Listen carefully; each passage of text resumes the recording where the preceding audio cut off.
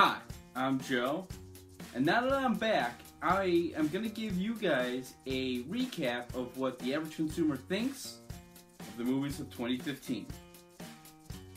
I'm part of Schaefer's Top Jazz Orchestra. It's the best. I don't have time for trailers and clips and stuff like that.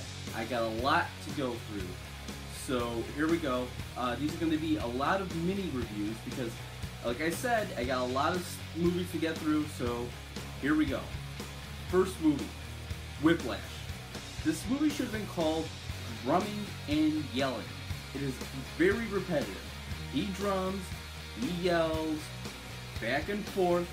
However, it does build towards an exciting climax. I give it a recommend. Next movie, Boyhood. Basically, this movie is long, pointless, and plotless. Has no direction whatsoever. I felt like the mother should have been the main character. She's the one that goes through all the changes and makes a bunch of choices, and she's totally different in the end than she was in the beginning. The kid was too, but the mom was more interesting though. It was a great experiment. I give it an A. The next two movies I'm going to review simultaneously, and they are The Imitation Game and The Theory of Everything. They were two very similar movies. They were both about a scientist, took place during a certain time period, showed that they had an affliction that they had to overcome to show off their scientific genius. The movie was also dealt with their relationship with a certain female. However, just to give the movies each a good identity, The Imitation Game was set during World War II. They both felt like Oscar bait. Let's just call it as they are. They were both Oscar bait. I give them both an eh. Moving on. The next movie on the list is Birdman. Right off the bat, giving this movie a recommend.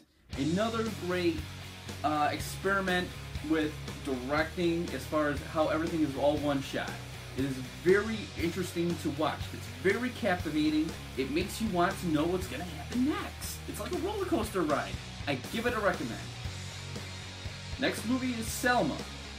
Okay, right off the bat I give this movie a recommend, but I feel like this movie would be great for people wanting to learn history. This is good for high school students or people wanting to researching Martin Luther King Jr. However, as far as the movie itself goes, it feels like a middle act. It feels like the second movie of a trilogy. It feels like the middle of a story because it takes place after his famous "I Have a Dream" speech and before he gets assassinated. So it's like this middle story between two interesting points in his life. I still give it a recommend. Next movie on the list is American Sniper. I know this movie is based on a real soldier who deserves our respect, who went overseas and fought and was lent his talents as a sniper to benefit our freedom. However, I'm reviewing the movie, not the person. And this movie, at least to me, made him out to be an asshole. I did not root for him at all. He was constantly putting himself in danger and neglecting his family. And it felt like he was doing it for the same reason a man would go hunting, like deer hunting. Only it felt like this guy was hunting humans and neglecting his family in the process. And just in the context of the story in the movie, I didn't feel sorry for him. Not talking about the real person, talking about the character in the movie. Came off as an asshole. Plus there was a scene where he was calling his wife from a war zone, which I'm not sure you can do, or at the very least, I'm not sure you should be doing. I think you should be reprimanded for that. For me personally, I give this a not recommend. Even with the fake baby, I still don't give it a recommend. Next movie on the list is The Grand Budapest Hotel. This is another one of those Wes Anderson movies. It looks like a Wes Anderson movie with everything being shot dead on, artistically, in the distance. It's another great looking movie. If you're a fan of that style, you'll like this. As far as the story that's told in this movie, as far as the plot goes, it's quirky. It's worth seeing once. I give it an eh. Because the weird thing is, it's told from like a third-person point of view. I mean, I'm telling like from like a kind of like the game Telephone. So it's like the third generation in the game of Telephone, and it's kind of interesting in that way. It's got a great cast. Give it an N. Next movie on the list is The Avengers Age of Ultron. If you're a fan of the Marvel Cinematic Universe and this whole saga that's unfolding, I give it a recommend because a lot happens in this movie. It's as much as I'm going to say. I'm going to be vague about it, but I don't think I'm even giving anything away because it's a 2.5-hour movie, so obviously something happened. But it definitely leads into the next movie.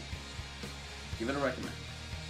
The next movie is Spy, starring Melissa McCarthy and Jason Statham, directed by Paul Feig.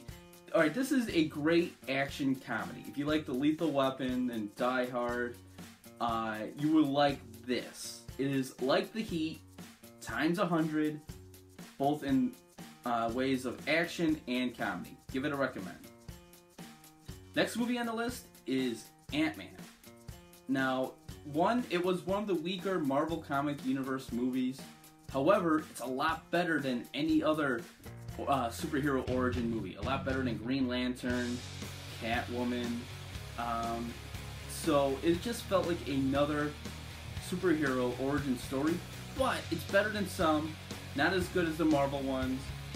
Give it a recommend. You definitely have to see it if you're trying to follow this Marvel Comics Universe saga. So I'll give it an F.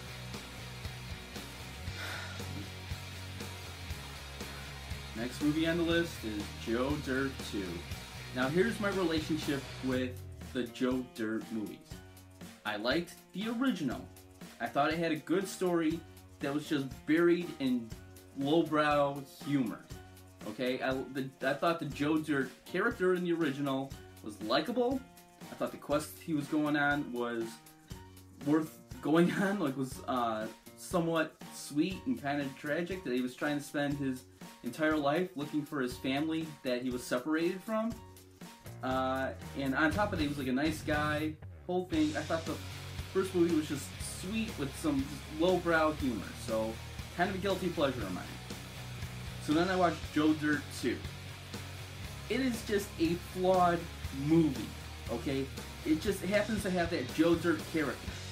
It starts off with Dennis Miller narrating, and he's telling the story about how Joe Dirt is telling a story about how he had a dream, and it starts off with them doing a big Wizard of Oz homage, which doesn't really match what Joe Dirt would be telling.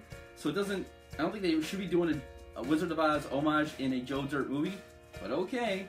But then halfway through, they switch up and start to do a Back to the Future thing. Then they switch up and do an It's a Wonderful Life thing. It doesn't mesh. It's not like they're doing an homage to this and an homage to that. It feels like they just changed their mind halfway through, and it just doesn't gel right. And the jokes just are bad, and it just was horrible. And I thought David Spade could do at least a little bit better. I just want a good Joe Dirt sequel. It's almost worse than Terminator. I give it a not recommend.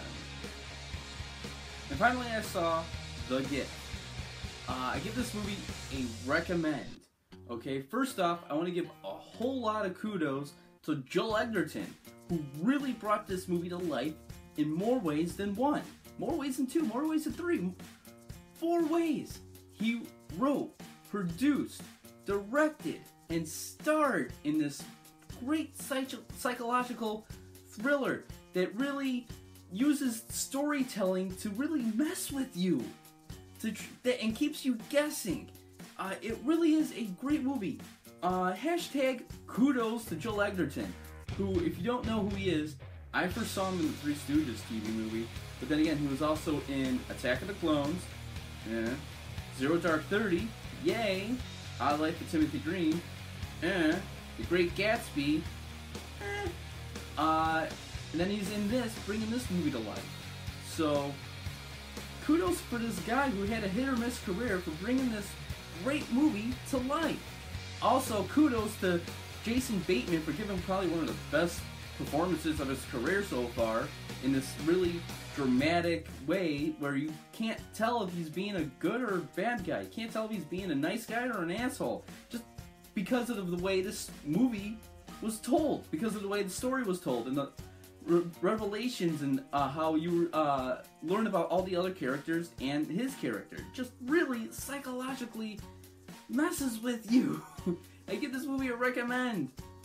So okay, that's it. That's the last movie I saw. And based on the way box office receipts are going, the last movie you guys saw as well. So that's it. And that's what the average consumer thought of the movies of 2015.